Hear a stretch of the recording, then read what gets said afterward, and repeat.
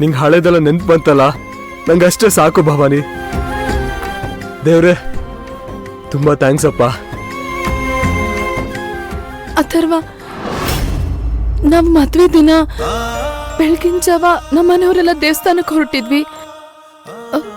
ಹೋಗ್ತಾ ಆಕ್ಸಿಡೆಂಟ್ ಆಯ್ತು. ಆಮೇಲೆ ಏನಾಯ್ತು ಅಥರ್ವ?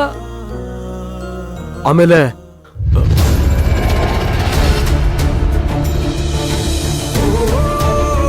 ಭವಾನಿ, ಅದು ಆಕ್ಸಿಡೆಂಟ್ ಆಗಿ ನಿನಗೆಲ್ಲ ಮರ್ತೋಗಿತ್ತಷ್ಟೆ. ನೀನೇನು ಗಾಬರಿ ಆಗ್ಬೇಡ, ಆ ಥರದ್ದೇನೂ ಆಗಿಲ್ಲ. ಅಪ್ಪ ಅಮ್ಮ ಸಿಂಧು ಎಲ್ಲ ಎಲ್ಲಿ? ಪಾಪ ಭವಾನಿಗೆ ಅವ್ರ ಅಪ್ಪ ಅಮ್ಮನ ಬಗ್ಗೆ ಏನೂ ಗೊತ್ತಿಲ್ಲ. ಅವ್ರ ಅಪ್ಪ ಅಮ್ಮ ತೀರೋಗಿದ್ದಾರೆ ಅಂತ ಗೊತ್ತಾದ್ರೆ ಮತ್ತೆ ಮೊದ್ಲಂಗೆ ಆಗ್ಬಿಡ್ತಾಳೋ ಏನೋ. ಅಥರ್ವ, ನಮ್ ಪಾಪು ಎಷ್ಟು ದೊಡ್ಡದಾಗಿರತ್ತೆ ಅಲ್ವಾ? ನೋಡು, ನಮ್ ಪಾಪು ಅಥರ್ವ, ನಮ್ ಪಾಪು. ಹೂ ಭವಾನಿ, ನಮ್ ಪಾಪು.